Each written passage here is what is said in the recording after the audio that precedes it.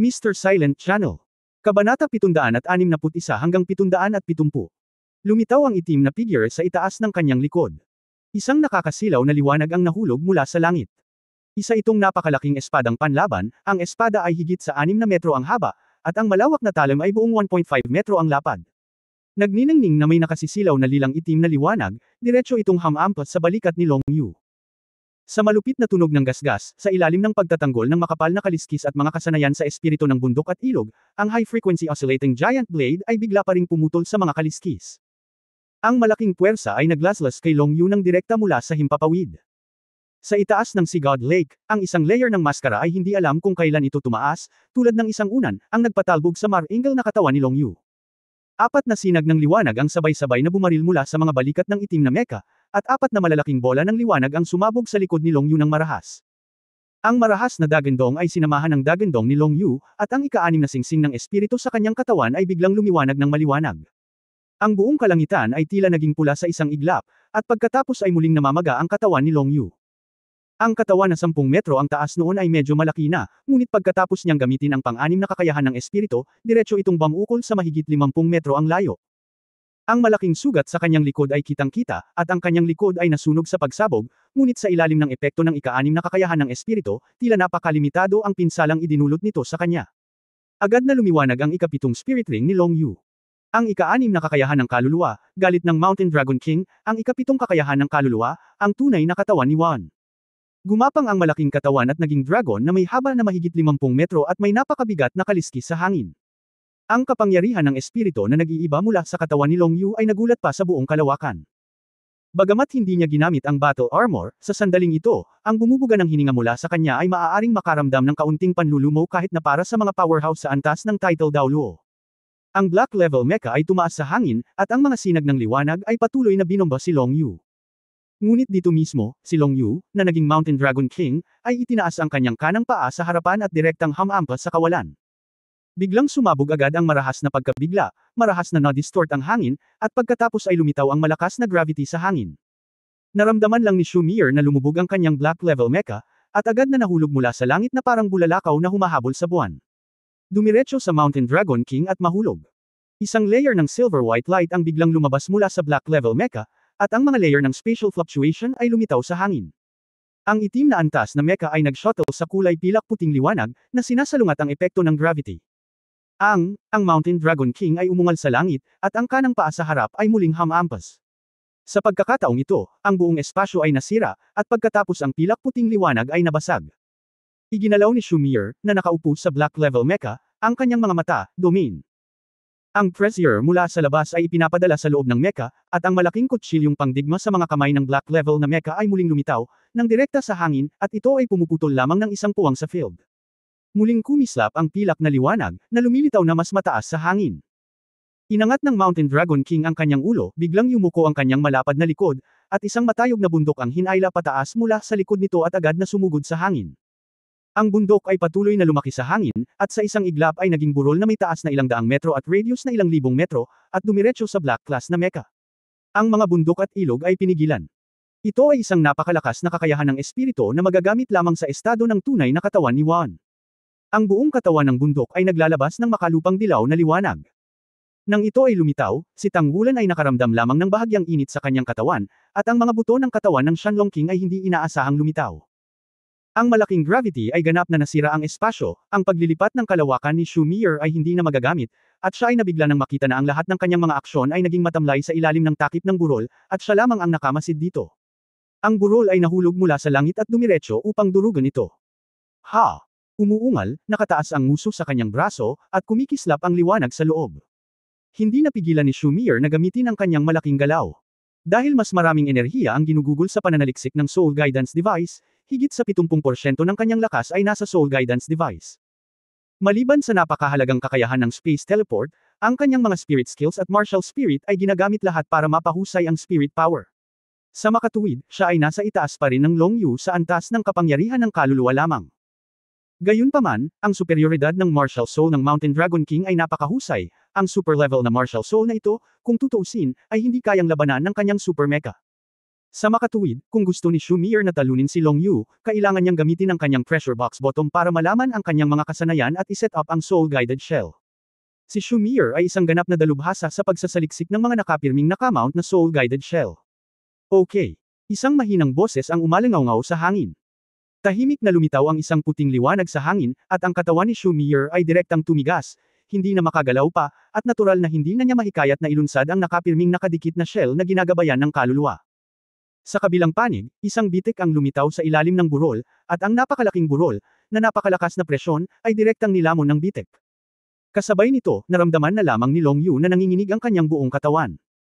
Isang uri ng panginginig mula sa kaluluwa ang naging dahilan upang ang kanyang tunay na katawan ng Wan ay hindi makontrol at direktang inilabas, at ito ay naibalik sa orihinal nitong hitsura sa ilang sandali. Natalo si Mir sa kompetisyong ito.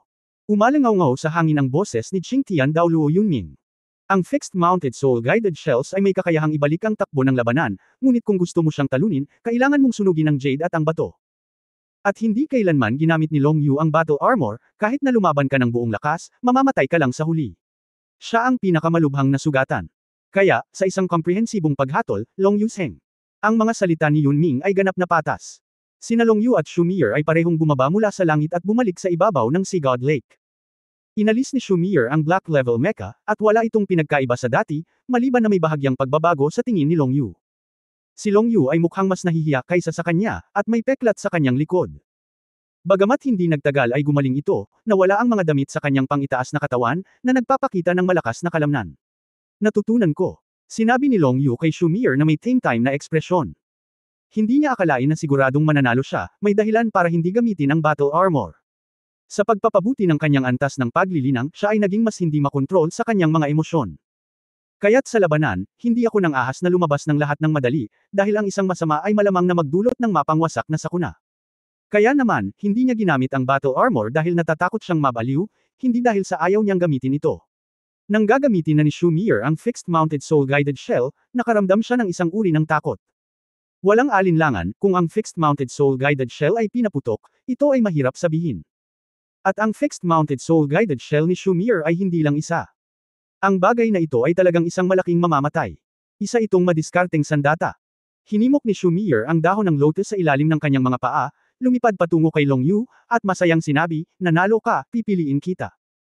Tumango si Long Yu sa kanya, nang makita ang batang babae na dumating sa harapan, at ang black level na mecha na dating tumagas sa hangin, ay hindi maisip na magkasama. Si Shumir ay nakatayo pa rin sa tabi ni Long Yu, mukhang napakalmado. Ngunit ang lahat ay hindi namamalayan na nakahinga ng maluwag. Kung talagang sinunod ng marahas na babaeng ito si Long Yu, natatakot ako na wala siyang magandang buhay. Ang mga lalaki ay higit pa o hindi gaanong nagagalak. Medyo nalungkot din si Long Yu.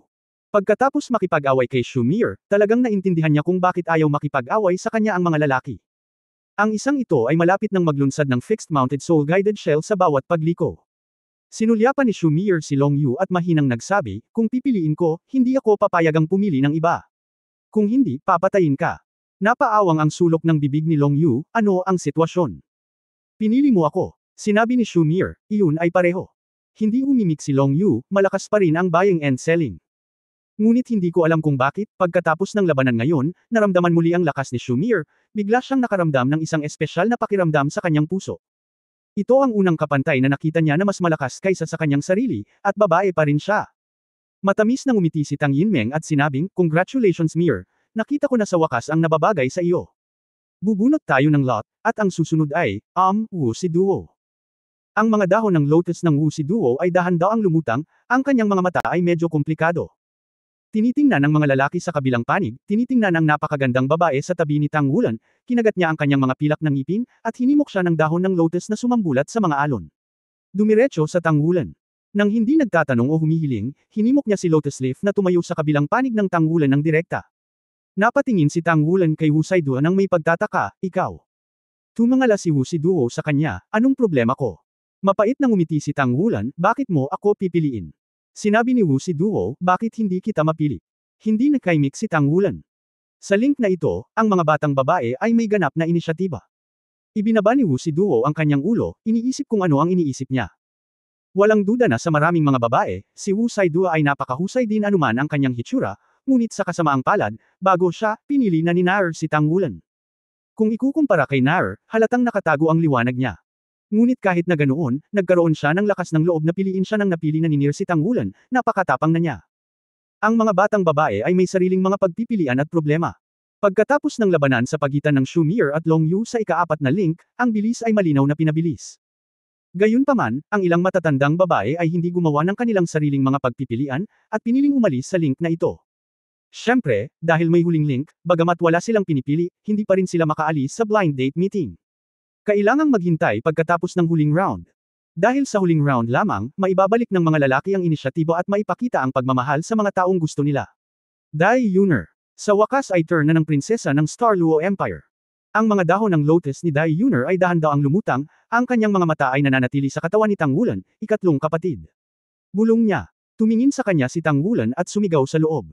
Talaga. Bahagyang napuno ng ambon ang mga mata ni Dai Yuner, Kuya, alam mo, matagal na kitang hinahanap. Lahat sila ay nagsabi na patay ka na at imposibleng umalis sa maliit na mundong iyon, ngunit palagi akong naniniwala na hindi ka oo. Sa nakalipas na 3 taon, sinusubukan kitang hanapin, hanggang sa hindi nagtagal ay bigla akong nakatanggap ng magandang balita mula sa Tang Sect, dahil mabilis kang nakatanggap ng magandang balita mula sa Tang Sect. Ikaw, kahit isuko ko ang pagiging prinsesa ko, hindi ko makakalimutan ang unti-unti natin sa Dragon Valley, gusto mo ba ako? Ako. Napanganga si Tang Wulan, hindi alam kung paano siya sasagutin. Sabihin mo gusto mo, dapat maganda ang impression mo. Gayunpaman, kung ang salitang gusto ay sinabi sa Sigod blind date sa oras na ito ay magiging iba sa normal na pagkagusto. Matamis na ngumiti si Dai Yuner, alam kong gusto mo ako. Pagkatapos sabihin ito, lumutang ang kanyang mga dahon ng lotus at dumiretso kay Tang Wulan. Kailan ko sinabi? Hindi napigilan ni Tang Wulan ang pagtawa o pagiyak. Lumapit si Dai Yuner kay Tang Wulan, nang makitang ang kanyang kaliwa at kanang bahagi ay okupado na ni Nair at Wu Saidua, direktang kinokontrol ang kanyang dahon ng lotus sa kanyang harapan, at pagkatapos ay lumingon ng magaling. Ngayon, sa mata mo lang ako. Gab-aba. Ang tunog ng pagkayem ng kamao ay nagmula sa paligid. Ibinaling ni Tang Wulan ang kanyang ulo upang tumingin, sa tamang panahon upang makita ang mabangis na liwanag sa mga mata ni Long Yu na nakatingin sa kanya, tulad ng tingin sa kanyang mga mata noong inakala niyang pinili siya ni Nair. Anong ginagawa mo? Gusto mo pa bang kainin ang palayok at tingnan ang palayok? Narinig ang malamig na boses ni Shu Mir. Hindi ko alam kung kailan mayroon ng mga hand cannon sa kanyang mga kamay, diretso sa baywang ni Long Yu. Tumingin sa kanya si Long Yu na may pagdududa, anong ginagawa mo? Sinabi ni Shu Mir, ano sa palagay mo? Ang eksena ay tila medyo nakakahiya, at si Tang Wulan mismo ay hindi komportable. Sa harap ay Dai Yuner, sa kaliwa ay Nair, at sa kanan ay Wu si Duo.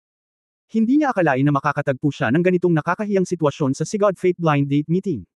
Next, Yuanan Yahui. Bahala ka, schoolgirl. Nang marinig ang pangalang ito, agad na nanikip ang katawan ni Xi, at maging ang mga mata ni Tang Wulan ay hindi maiwasang mamula. Ang kanyang figure ay mas matangkad kaysa kay Dai Yuner, kaya kahit na tumayo si Dai Yuner sa kanyang harapan, hindi ito makakaapekto sa kanyang paningin. Panahon na para sa orihinal na biyaya. Matapos ang mahigit 3 taong pagkawala, hindi alam ni Tang Wulan kung paano umuunlad sina Yuan Enwi at Xi, ngunit mula sa nakaraang pagganap ni Xi, makikita na hindi pa rin siya nagtagumpay. Oo, wala pa rin siya. Kaya, sa Sigod Fate Blind Date Conference na ito, kung hindi niya maibabalik si Yuanan sa kanyang puso, natatakot akong. Sa mga aral na natutunan mula kay Le Zhenghao, si Tang Wulan ay hindi masyadong optimistiko kay Xi.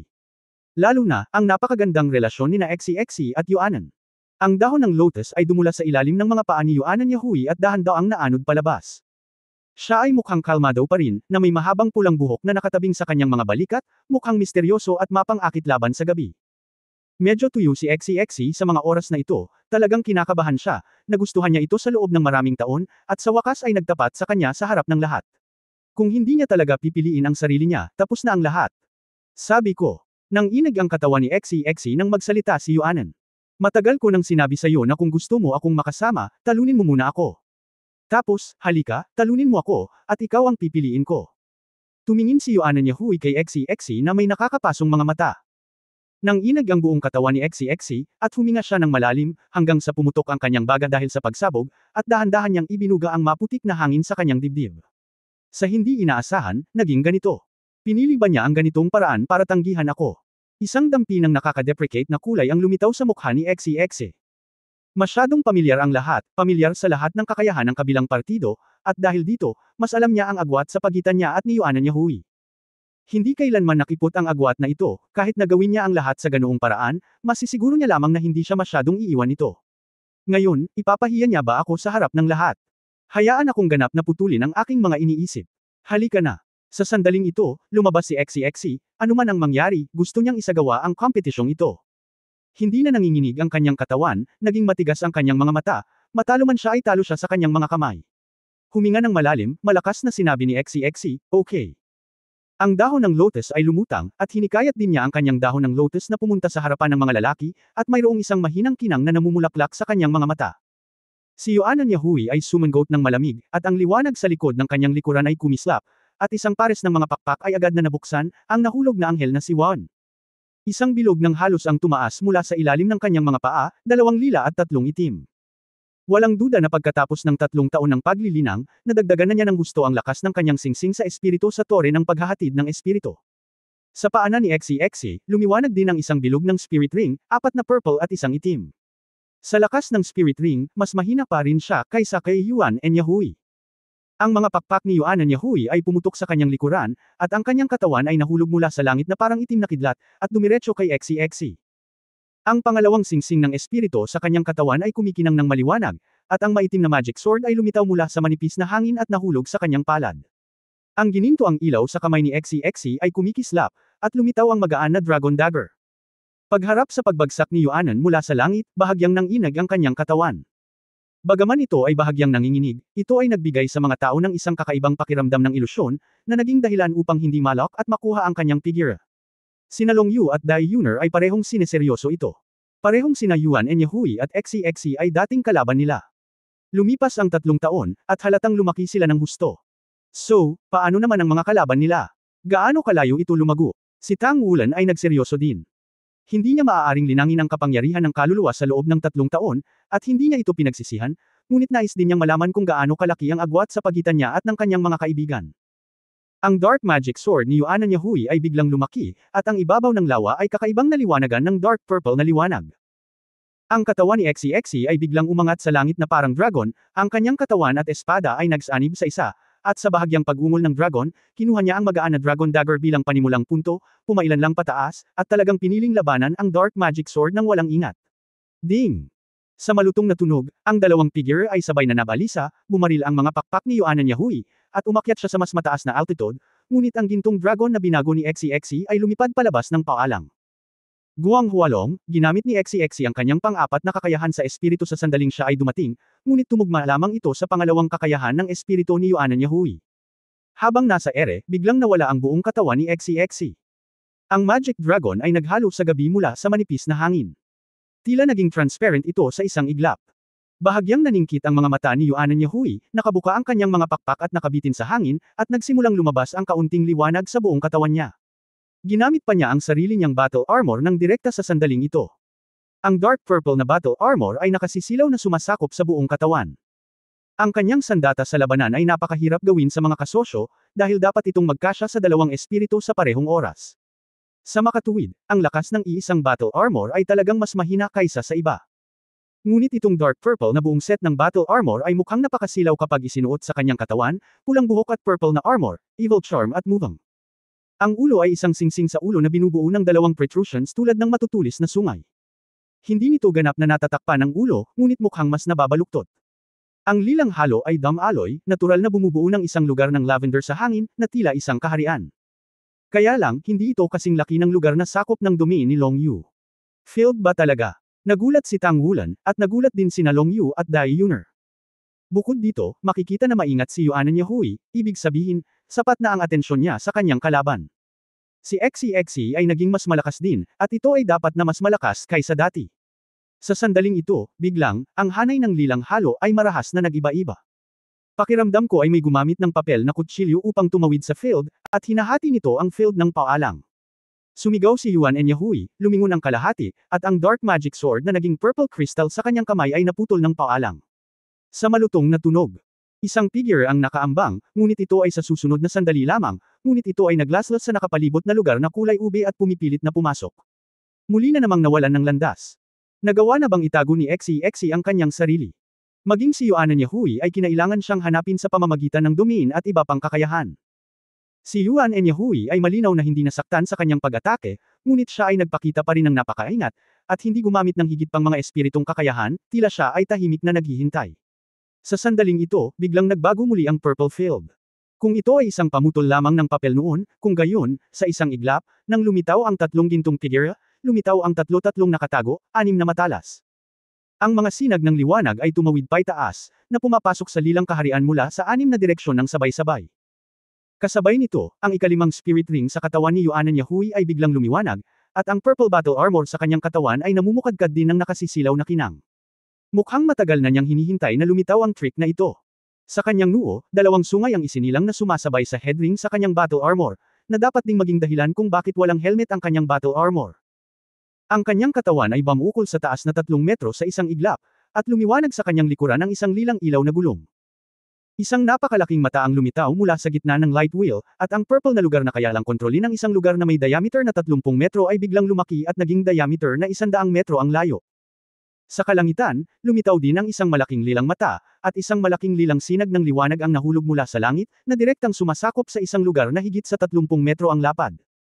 Ang anim na blade on ay sumugod sa lilang liwanag, at nakatagpo sila ng malaking pagtutol sa isang iglap, ngunit umusad pa rin sila ng matatag.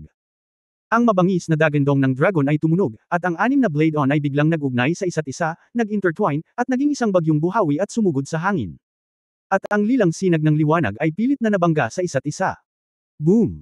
Ang marahas na dagandong ay nagdulot ng marahas na ripple sa ibabaw ng Sigod Lake, ngunit mas maraming liwanag ang tumataas. Lumipad sa kalangitan ang isang serye ng mga criss-crossing blade lights, at ang nakakatakot na pagbabago-bago ng enerhiya ay patuloy na pumutok.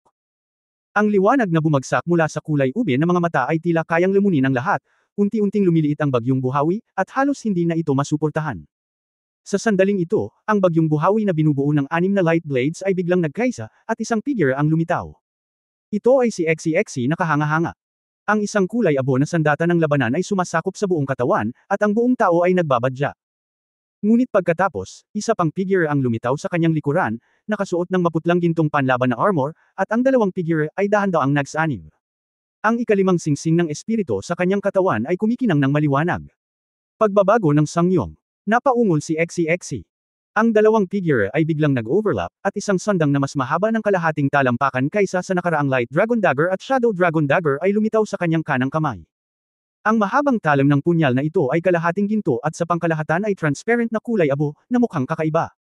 At sa paligid niya, dalawang ilaw at anino na hugis dragon ang umaaligid. Gaano man tumama sa hangin ang lilang liwanag, natural na mapuputol ito kapag umabot na sa 3 talampakan ang harapan niya. Siya ay matatag na parang bahura sa isang malaking alon. Gamit ang dalawang kulay na dagger sa kanyang kamay, si Zigwang ay madaling nabasag, at ang battle armor ni XCXC ay nagpakita rin ng dalawang kulay sa oras na ito. Si Yuan Yahui ay tumingin kay XCXC, na lumapit sa kanya sa susunod na sandali, nang may takot, at tumingin sa punyal na lumalapit. Isang malabong ngiti ang biglang lumitaw sa gilid ng kanyang bibig. Ang lahat ng mga lilang sinag ng liwanag ay nagtagpo sa sandaling ito, at ang mga sungay sa tuktok ng ulo at ang namamagang katawan ay bumalik sa normal. Dalawang ilaw na hugis dragon ang nakapalibot sa kanyang katawan, at ang punyal ni XCXC ay paalang sa kanyang harapan. Natalo ako. Tumingin sa kanya si Yuan Yahui na may nagbabagang mga mata. Hindi mo ginamit ang lahat ng iyong lakas.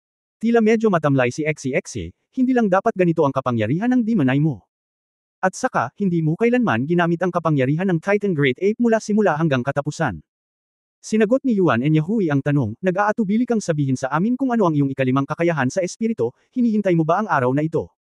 Walang pag-aalinlangan na tumanggo si XCXC. Oo, hinihintay niya ang araw na ito. Napakahirap at napakahirap.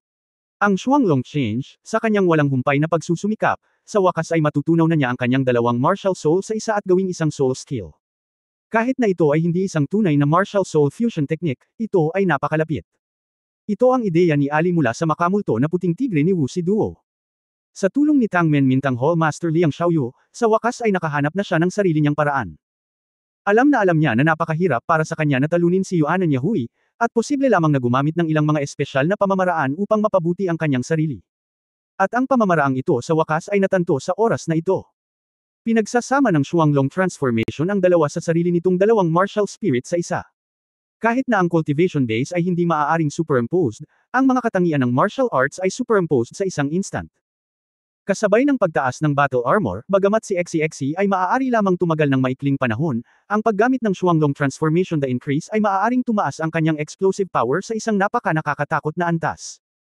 Siyempre alam niya na gagamitin ni Yuan Yahui ang mga mata ng Diablo para harapin ang kanyang Magic Dragon combo attack, at hinihintay ni Shuang Longbian ang pagkakataong ito na gamitin ito. Sa katunayan, kung ginamit ni Yuan Yahui ang Titan Great Ape Martial Spirit, magiging mahirap para sa kanya na magtagumpay. Masyadong malakas ang kapangyarihan at defensive power ng Titan Great Ape, at hindi sigurado si XCXC tungkol dito. Para sa araw na ito, hindi mabilang na paghahanda ang ginawa niya. Napaghusgahan na niya na sa ibabaw ng Sea God Lake, ang Fallen Angel Martial Spirit ay mas angkop sa pakikipaglaban dahil sa kakayahan nitong lumipad. Ang lahat ng kanyang mga taktika ay nakatarget din para sa mga kaayusan. Ang lahat ay mas simple kaysa sa naisip. Ang mata ng Diablo ay hindi kasing lakas ng inaakala.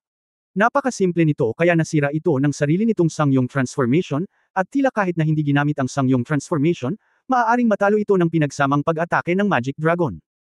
Pagkatapos ng maraming araw ng pagsusumikap, tila napakadaling magtagumpay, kaya medyo kakaiba ang pakiramdam ni XCXA. Gago ka ba? Napaharap sa tanong ni XCXA, binigyan siya ni Yuan Yahui ng isang blankong tingin. Kasabay nito, iniunat niya ang kanyang kamay at hinawakan ang kanyang mga balikat upang hindi niya makontrol ang kanyang figure sa hangin dahil sa pagkawalan ng kanyang kakayahan sa espiritu. Nabawasan ang liwanag ng Double Dragon Dagger ni XCXC, nakatitig ng blanko kay Yuan Yahui na sumisigaw sa harapan niya. Hindi siya makapaniwala na totoo ang lahat ng ito. Sa sandaling ito, mukhang kaakit-akit si Yuan Yahui, at ang kanyang kawalang interes sa araw ng kapayapaan ay parang dalawang tao. Siya. Ang walang halaman, walang awa na practice ay nagiging perpekto. Sa pagtingin sa hanggal na lalaki sa kanyang harapan, hindi napigilan ni Yuan Yahui na sampilan siya sa ulo. Ang dalawa ay nahulog mula sa langit at dumapo sa dahon ng lotus. Namula ang mukha ni Yuan Yahui, at bumitaw siya. Hindi talaga maintindihan ni XCXC hanggang sa sandaling ito, Napaungol siya ng malakas at tumalon ng mataas. Ngunit agad niyang naisip ang kaligayahan at kalungkutan ni Shu Lizhi noon, at nagmamadaling kinokontrol ang kanyang anyo, na nahulog sa dahon ng lotus na parang mga katkan. Yuanan, mahal kita. Simula ngayon hahayaan mo akong pumunta sa silangan at hindi na pumunta sa kanluran, hayaan mo akong habulin ng mga aso at huwag nang habulin ang manok. Mula ngayon magiging iyo na ako. Hindi nahulog si XCXC sa kanyang lotus leaf, sa halip, nahulog ito sa lotus leaf ni Yuan Yahui. Hindi mahalaga na si Shu Lizhi ay mas mataba kaysa sa kanya, ngunit sa mga tuntunin ng kapal ng balat, ang magkabilang panig ng mukha ni Shu Lizhi ay hindi kasing ganda niya. Niyakap na ni XCXC si Yuan Yahui sa oras na ito, at masaya sa tuwa. Hello. Hindi pa ito ang huling link, pansinin ang epekto. Tumawa si Tang Yinmeng sa malayo. Nang makita ito ni Tang Wulan, hindi niya maiwasang makahinga ng maluwag, sa wakas. Sa wakas ay nakaligtas si XCXC sa lahat ng mga taon na ito. Talagang masaya siya para sa kanila. Hindi rin niya namamalian na itinapat niya ang kanyang tingin sa malayo. Nagtagumpay si Lizhi, nagtagumpay si XCXC, paano naman ang sarili niya? Si Yuan Yahui ay bihirang pasabugan ang taong ito sa hangin, ngunit bahagyang itinulak ang kanyang katawan, at bamulong sa mahinang boses, bitawan mo ako, pagsisisihan ko ito kung ako ay nahihiya. Hindi na makakabalik. Nagmamadaling binitawan ni XCXC si Yuan Yahui, nakatingin kay Zhao Yan na malapit sa kamay, halatang mabigat ang kanyang paghinga. Ang manugang na babae ng maraming taon ay naging biyenan. Bagamat ang pangungusap na ito ay hindi angkop para sa mga lalaki, ito ay lalong angkop para sa mood ni XCXC sa oras na ito. Hinawakan ni XCXC ang kamay ni Yuan Yahui gamit ang kanyang kanang kamay, gamit ang kanyang soul power para hilahin ang kanyang lotus leaf at humakbang pataas, na inakay siya pabalik sa dati niyang posisyon. Lahat ng pagkabalisa, depresyon, at depresyon noon, lahat ay nawala, at ang tingin ng pag-asa sa kanyang mga mata, ang matagumpay na tingin ay naging dahilan upang magduda si Yuan Yahui kung pinili niya siya sa ganitong paraan. Sa sandaling ito, sa lahat ng mga batang babae, mayroon lamang isang hindi nakapili. Ayon sa mga patakaran, ang batang babae na hindi nagtanggal ng sombrero ay maaaring piliin sa huling sandali sa link na ito. Babae 17, maaari kong tanungin kung pipiliin mo ang batang lalaki na gusto mo. Ang lahat ng kahihiyan kay Tang Wulan ay nawala sa sandaling ito. Tumawid ang kanyang mga mata sa 100 metrong lawa at diretsyong bumagsak sa dalaga. Nasa kanya rin ang mga mata ng lahat, lalo na ang mga nakahula kung sino siya. Mga tao, lalo pa. Huminahon din sina XCXC at Yuan Yahui, nakatingin sa numerong 17 sa malayo, at pagkatapos ay kay Tang Wulan at sa tatlong babaeng katabi niya, medyo naging seryoso ang kanilang mga ekspresyon. Bakit ba lagi na lang siyang tumatanggi sa isa't isa, bumalik siya, hindi ba dapat tumalon siya sa tuwa? Anong klaseng problema ang meron maliban sa pagitan nila? Bakit hindi sila magkakilala ng dalawa?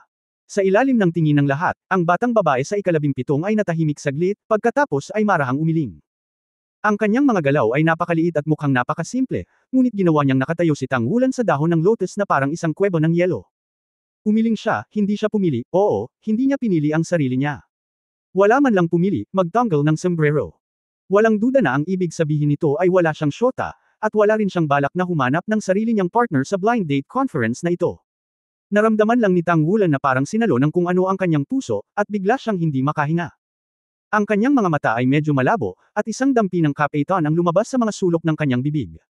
Lahat ng nakaraan, bumabaha sa kaibuturan ng aking puso, bakit hindi mo ako piliin? Ang lahat ng mga pagtatagpo ay muling pagsasama pagkatapos ng mahabang pagkawala. Ang minamaliit ng instincts ng mga tao, ang pagpasok sa paaralan at pakikipag-away sa mga kasama sa kwarto, at pagiging assign sa huling 5 klase, lahat ay dinidiktahan ng tadhana. Wala rin siyang magawa at nalilito, kahit gaano pa kalakas ang isip niya, isa lang siyang bata sa dilim. Sa dilim, may hinihintay siya. Ito ay isang maaraw na araw, na may lamang ng ilang mahinang umaagos na ulap sa kalangitan, at isang banayad na halimuyak ng bulaklak sa simoy ng hangin. Sa pawisan na palaruan, sa hindi inaasahang pagkakataon ay nakilala niya ang isang purong puting figura, na may maselang mukha, mahabang itim na buhok, at itim na mga mata. Parang may kakaibang aura sa pagitan ng paglalakad. Bakit ka may dalang cade ng bakal? Train your body. Mas mahigpit ang requirement sa akin ng teacher, ang galing mo talaga. Habang kumakain, tila napansin niya ang kanyang kamangha-manghang gana at iniabot sa kanya ang kanyang sariling mga tinapay. Hindi ako makakain. Ibigay mo. Ang isang galaw ay nagpaliit ng distansya sa isa't isa, ang lahat ay napakakinis, tulad ng pag-aalaga ng isang matandang kaibigan. Ang kanyang pangalan ay Gu Yu, tulad ng malalim na pool ng sinaunang balon, na naglalaman ng malalim na mga lihim. Tulad ng natutunaw na malamig na buwan, nililinaw nito ang kanyang mga mata. Siya ang hamak na asul na pilak na damo, siya ang sinta ng mga elemento, ang isa ay umaakyat sa agos, ang isa naman ay bumaba sa agos ng panahon, ang pinakahihintay na muling pagkikita. Saan man ako tumayo, yayakapin kita ng hindi nakikita. Sa taset na pag-unawa sa kompetisyon sa promosyon at sa tulong ng platform ng pag-akyat, naging magkaibigan sila sa totoong kahulugan. Kapag siya ay bumalik, amoy ng barbecue, siya ay maaaring vigilantly makita na siya ay nakilala sa iba pang mga batang babae. Nang siya ay nahulog mula sa hangin sa mga kristal, ginamit niya ang kanyang katawan upang saluhin siya ng hindi nag-iisip tungkol dito. Ang pagiging walang pakialam sa iba, pagpapakita lang ng ngiti para sa iyo. Nahaharap sa desisyon kung sasali sa Tang sect, ang sagot niya ay, hindi. Natatakot siya, natatakot na baka isa-isang dumating ang mga taong nakapaligid sa kanya, tulad ng mga magulang at kapatid niya noon. Sinong nagsabing aalis ako? Pinili ko lang na huwag sumali sa Tang sect, at ayokong umalis sa zero shift. Kung anong organisasyon ang sinalihan ko ay hindi nakakaapekto sa kung nasaan ako. Hindi ako aalis, lagi kitang kasama. Noong bata pa ako, mainit akong nakayakap. Sa Soul Guidance Bus, naroon ang dagat sa silangan, ang bughaw ay walang katapusan, ang malinaw na tubig at ang langit ay pareho. Nakatingin sa magagandang tanawin na dumadaan sa bintana, marahan niyang tinawag ang pangalan ng kanyang kapatid sa ulap, at ang pilak na figure ay nawala sa kanyang isipan. Nang muli niyang imulat ang kanyang mga mata ay nagulat siya. Bahagya itong ngumiti at inabot ang isang baso ng tubig na may lamang malinaw na tubig sa loob, tama ang temperatura, ngunit ito ay nagpapalusog sa kanyang puso. Tumama ang araw sa kanyang mukha, parang naging crystal clear ang kanyang balat, ang ganda-ganda pala niya. Dahil sa bahagyang lasing na sikat ng araw, marahan siyang sumandal sa balikat nito, unti-unting huminahon ang paghinga nito. Ipinikit niya ang kanyang mga mata nang hindi nalalaman, at ang kanyang katawan ay mainit-init, at ang kanyang pagkahapo ay tahimik na nawala sa init ng sandaling ito. Nang walang masyadong maraming salita, ang eksenang ito ay parang black and white na fragment ng oras. Para sa iyo, kahit na ang kamatayan ay hindi malungkot. Sa kompetisyon ng Sky Sea Alliance, nakatagpo siya ng isang pag-atake, ngunit huli na siya para tumugon at kinailangan pang maghintay para mamatay. Biglang uminit ang katawan, niyakap niya ito, sa likod, tiniis ang lahat. Namumulaklak ang matingkad na pulang dugo sa kanyang mga mata, at walang lungkot o panghihinayang sa kanyang mukha, tanging isang mahinang ngiti. Kung gaano ako umaasa na makasama ka sa hinaharap na daan, ngunit hindi ko malilimutan ang aking orihinal na hangarin. I really want to keep protecting you like this, the you I value, but maybe this is the last time. Natarante siya, at hindi nagatubili na ubusin ang sarili niyang puwersa sa buhay, pukawin ang pinakadalisay na liwanag ng buhay, at ayusin ang nasirang katawan nito. Wala siyang pakialam, gusto niyang mamuhay siya ng maayos. Sinabi mo na walang kontrata sa mundong ito na maaaring lampasan ang relasyon sa buhay at kamatayan. Pagkatapos lumaki, ikaw pa rin. Ang oras ay parang palaso, at ang araw at ang buwan ay parang shuttle. Makalipas ang 3 taon, nang hindi alam kung bakit, nagbago ang saloobin niya sa kanya. Hindi na siya kasing lapit ng dati, bagkus ay hiwalay na siya. Dumating sila sa pinakamataas na bulwagan para sa pagsusuri at nagtagumpay, ngunit ayaw niya. Hindi payag. Natalo ka niya, hindi ako natutuwa. Ibinaling niya ang kanyang ulo at tumingin ng diretso sa mga mata nito, nang walang pag-aalinlangan o nostalgia, napakalinaw at walang puwang para sa kanyang mga dahilan. Thank you for being the one who worked hard for me, walang nagbago. Darating ulit ako kapag may kakayahan na akong maging patas. Siya ay ginawang mahirap, nakaharap sa kamahalan ng mga matatanda, siya ay hindi natakot sa lahat, at tumayo sa kanyang tabi ni mapagpakumbaba o mayabang. Dahil siya na nagpapahirap ay ang gusto niyang protektahan. Excuse me, Shrek Academy, may patas ba? Ang sagot ay mapagpasyahan at mapanlate. Pakiramdam niya ay wala siyang kapangyarihan. Sa pagharap sa ganap na lakas, hindi ba talaga niya kayang panatilihin ang kanyang kapareha? Itinaas niya ang ulo niya. 3 elders, I gave up my qualifications to enter Shrek Academy. One day, kapag may kakayahan na akong makakuha ng fairness, babalik ako. Para sa kanya, dapat niyang talikuran ang kanyang mga mithiin. Iwanan ka man ng mundo, katabi kita sa paglalakad. Hindi siya bumalik buong gabi, tahimik siyang naghintay. Nakasandal siya sa isang malaking puno, nakapikit ang mga mata, at ilang patak ng hamog na nakasabit sa mahahabang pilak mata niya, na tila isang picture scroll sa ilalim ng nagniningning na bukang liwayway at liwanag ng umaga. Nakatitig siya sa kanya ng blanko, at ang eksenang ito ay malalim na nakatatak sa kanyang puso. Gising ka na pala. Bakit dito ka natutulog? Hindi ka pa nakakabalik ng gabi, lalabas ako para hanapin ka, at titingnan mo kung nagmumuni-muni ka pa, kaya hindi kita abalahin. She said plainly, parang may sinabi siyang walang kwenta. May ngiti sa gilid ng labi niya. Hindi niya alam kung bakit, habang nakatingin sa dalaga sa kanyang harapan ay ayaw niyang mag-thank you dito. Maaaring hindi kailangang maging kahanga-hanga ang buhay, kung minsan, sapat na ang simpleng kaginhawahan at katahimikan. Susundan kita kahit break na kayo. Ang kanilang grupo ay hindi sumasang-ayon, at lahat ng iba ay sumasalungat sa kanyang mga pananaw. Ang sandata ng labanan na gawa sa espiritual na metal ay masyadong malayo at hindi kapanipaniwala para sa iba. Ngunit siya ay lubos na kumbinsido at tumayo sa kanyang tabi ng walang pag-aalinlangan. Kalimutan mo na, kakaiba talaga ako. Hindi, gagamit ako ng animate metal para gawin ang aking one-word battle armor. Nang makita ang kanyang katigasan ng ulo at determinasyon, sa sandaling ito, ang kanyang puso ay puno ng init. Kasama mo dito, bakit hindi maging kaaway ng mundo? One Fusion, nasa akin ka, nasa akin ka. Nakaharap sa isang malakas na kalaban, nakatayo pa rin siya sa harap niya, alam niyang matatalo siya, ngunit hindi siya duwag. Isang taong para sa kanya, kinukonsinti ang kanyang kayabangan at kusa. Isang taong nagpoprotekta sa kanya at ipinagpalit ang kanyang buhay para sa kanyang buhay. Unti-unting naguluhan ang kanyang mga mata, ibinuka niya ang kanyang mga braso at niyakap siya ng malalim mula sa likuran. Walang pag-aalinlangan, tiwala lang ng buong katawan, tila bumabalik ang lahat sa panahon ng kabataan.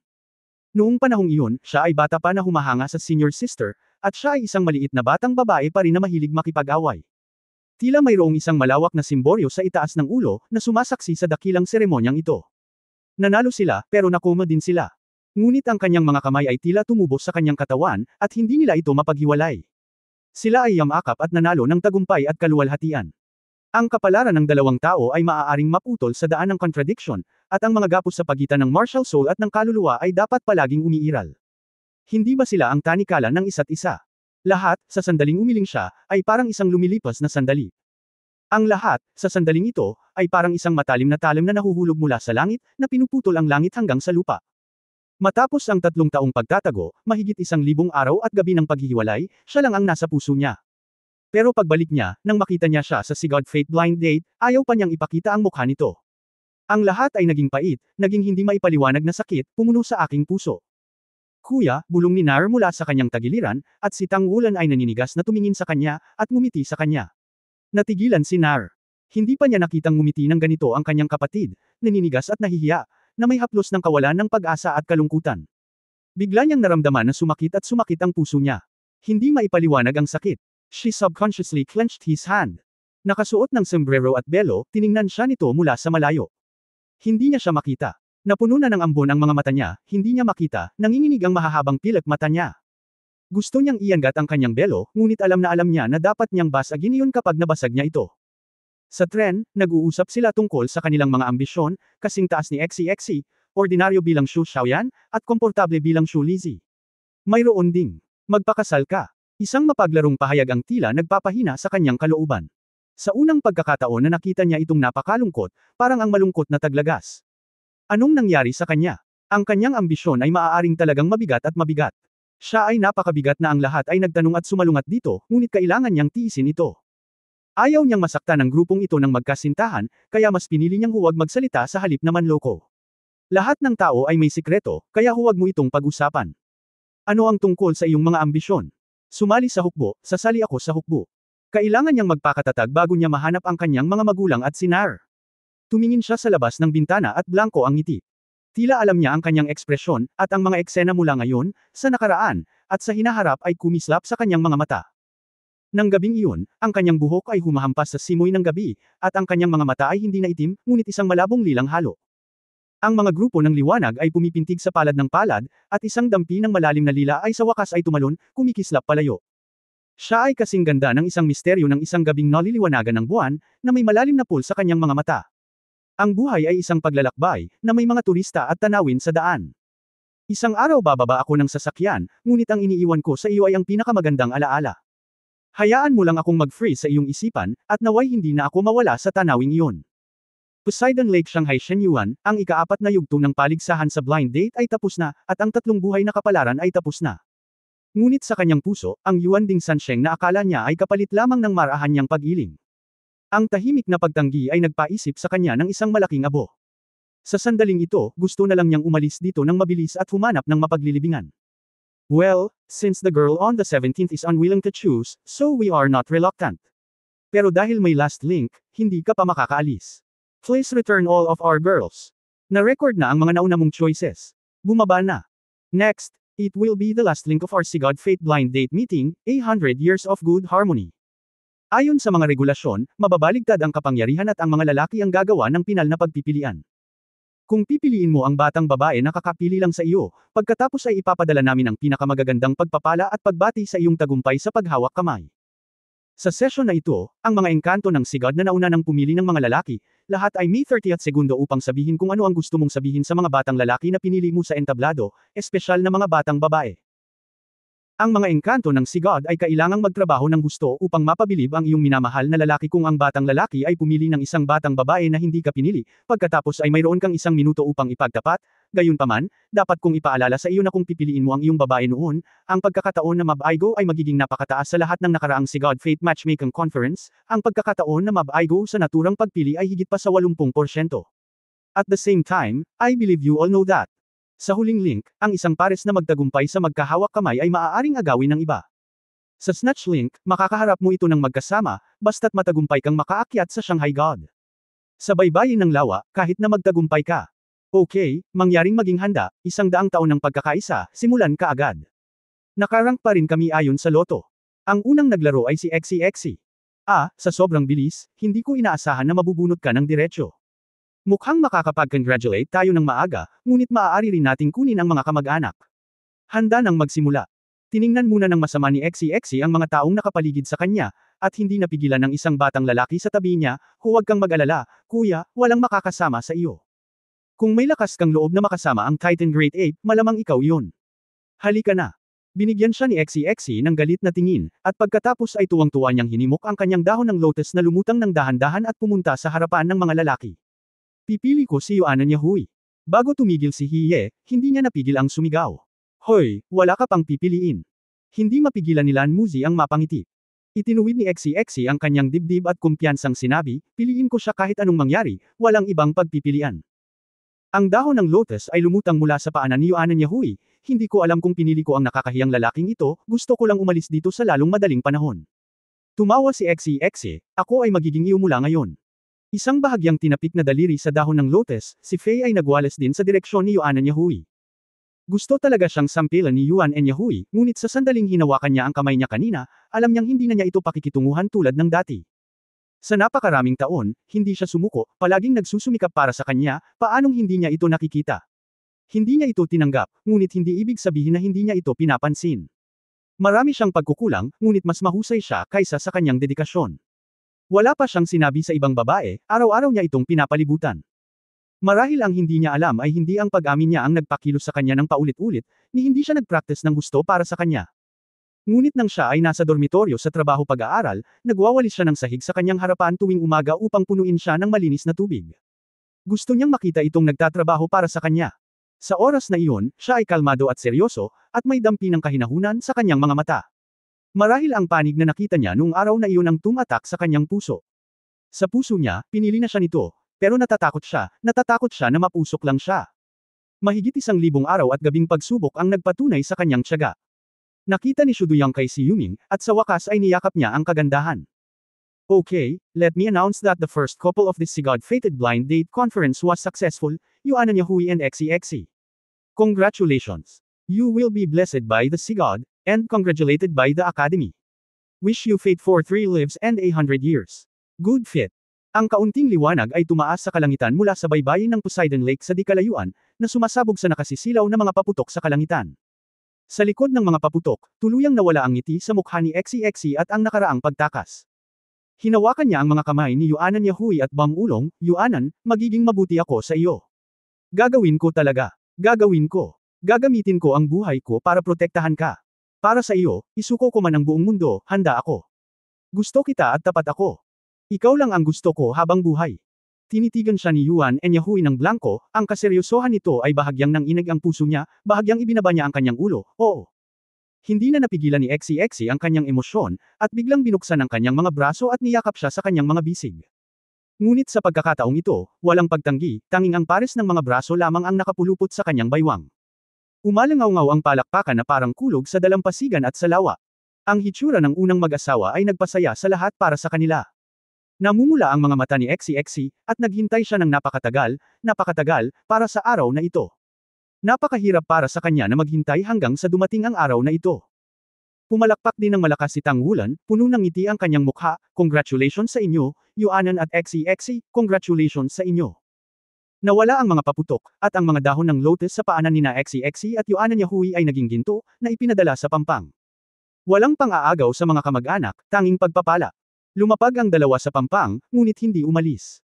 Nakatayo kasama nila Shu Lizzie at Ye Xinglan nakakapalat lang ng damit. I'm sorry, Sister Xinglan. Kasalanan ko ang lahat, hindi kami nakakita ng furry works. Humingi ng tawad si Shu Lizzie kay Ye Xinglan sa tabi niya. Hinawakan ni Ye Xinglan ang mataba niyang kamay, tulad ng ginawa niya noong bata pa siya. Masyadong kaunti ang mga paputok dito, gusto ko pa, ikaw ang bumili para sa akin. Tuwang-tuwang sinabi ni Shu Lizzie, okay. Dapat kong bilhin ang lahat ng pinakamagagandang paputok sa Shrek City, para lang mamulaklak para sa iyo. Huwag kang masyadong maduduwal, okay. Hindi napigilan ni XEXE ang pabirong sinabi. Sino ba ang mas manhid sa iyo? Sinaman siya ng tingin ni Shu Lizzie. Sa sandaling ito, ang boses ni Lan Muzi ay nagmula sa ibabaw ng Haishan Lake, susunod, Tang Wulan. Nang marinig ang 6 na salita na ito, biglang tumahimik ang 4, at hindi napigilan ng kanilang mga mata na itutok ang kanilang mga mata sa ibabaw ng lawa, sa hindi malay, lahat sila ay naikuyom ang kanilang mga kamao. Pinuno ng pangkat. Nakabalik na ang kapitan, at wala na silang panahon para i-cheer siya. Ngunit alam nilang lahat kung gaano ito kahalaga sa kanya at sa kanyang susunod. Bakit hindi niya ipinahalata ang kanyang mukha? At hindi niya pinili ang kapitan dahil nagseselos siya. Hindi napigilan ni Shu Lizzie ang sinabi. Umiling si XEXE, nakasimangot, hindi dapat kasing simple ng pagseselos. Hindi mo ba naiintindihan ang ugali ni Guyu? Kung may gusto talaga siya, ipaglalaban niya ito sa lahat ng bagay, tulad ng ginawa niya noon. Noong una kaming dumating, palagi siyang nakaupo sa tabi ng amo, at kahit na kapag magkahawak kami ng kamay, lagi niyang pinipiling ilagay siya sa ilalim ng palad ng amo, dapat alam ko na may nangyari sa kanya, alam ko na nangyari iyon sa amo. Ang pagkawala ng boss sa mahabang panahon ay nauugnay sa mga pagbabago sa pagitan nila. Ganito rin ang pakiramdam ko.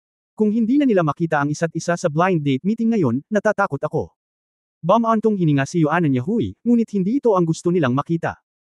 Hindi inaasahan ni Tang Wulan na iguguhit siya ng pangalawa, at ang dahon ng lotus sa ilalim ng kanyang mga paa ay natural na naanod pasulong at pumunta sa harap ng mga lalaki. Nawala ang mga ngiti sa mukha nina XEXE at Yuanan Yahui. Nakatayo sa dahon ng lotus, tuwid pa rin ang kanyang baywang. 18 taong gulang na siya at lumaki na siya. Bilang lalaki, kahit anong klaseng bagay ang makaharap niya, hindi niya hahayaang lumubog ang sarili. Kahit sobrang sakit ng puso niya, kailangan pa rin niyang tumayo ng tuwid na parang lalaki. Hindi kailanman malulutas ng kaduwagan ang mga problema, lalo pa ang pagkuha ng simpatiya. Mayroong 3 babae na kakapili lang kay Wulan. Kung gayon, pakiusap sa 3 babaeng ito na sabihin sa kanya ang iyong mga hangarin at gawin ang huling laban. Kami pa rin ang magpapasya sa iyong pag-amin sa pamamagitan ng pagpapabunot ng palabunutan. Umorder ka. Yinmeng, pumunta ka. Iginuhit ni Tang Yinmeng ang unang pangalan, Wu Zhiduo. Itinaas ni Wu Zhiduo ang kanyang ulo at tumingin kay Tang Wulan na lumulutang sa lawa. Sa sandaling ito, bigla siyang nagkaroon ng kumpiyansa, dahil hindi inihayag ni Guyu ang kanyang mukha at hindi siya pinili. Mahigit 3 taon na silang hindi nakita, naputol na ba sila? Tapos, baka may chance pa ako. Sinulyapan niya ang Dragon Spear Goddess na si Nier, mas maganda nga siya kaysa sa sarili niya, ngunit wala pa siyang narinig na intersection sa pagitan niya at niya. Bukod dito, 16 na taong gulang pa lamang siya. Wulan, matagal na kitang hindi nakita. Pinili kita sa blind date meeting na ito pagkatapos ng maingat na pagsasaalang-alang. O, kung hindi ka samipot, baka iba na ang pipiliin ko. Pero andito ka. Sinundan ka namin noon. Nung na-admit ako sa Shrek Academy. Sa simula, frankly speaking, hindi naman kita gusto. I think of you just became a member of that Shrek. Become you just became a member of Shrek. Ang monitor ng klase natin. Ngunit, kalaunan ay napatunayan mo sa iyong mga aksyon na mayroon kang ganoong kwalifikasyon. Pagmamasid sa iyong paglaki ng hakbang-hakbang araw-araw, ang aking kumpiyansa ay nagsisimulang manginig. Kapag ako ay nawala sa iyo ng paulit-ulit, ang iyong figure ay nasa aking puso. Ito ay patuloy na lumalalim. I am a competitive girl. From childhood to adulthood, I have to be the best in everything. Everything is the best. In my eyes, you are the best. Ikaw lang ang makakapagpagalaw sa puso ko. I won't what love can be said, I will only say, I will accompany you farther. Ang mga salitang ito ay hindi nakakaantig, ngunit tiyak na mula sa puso.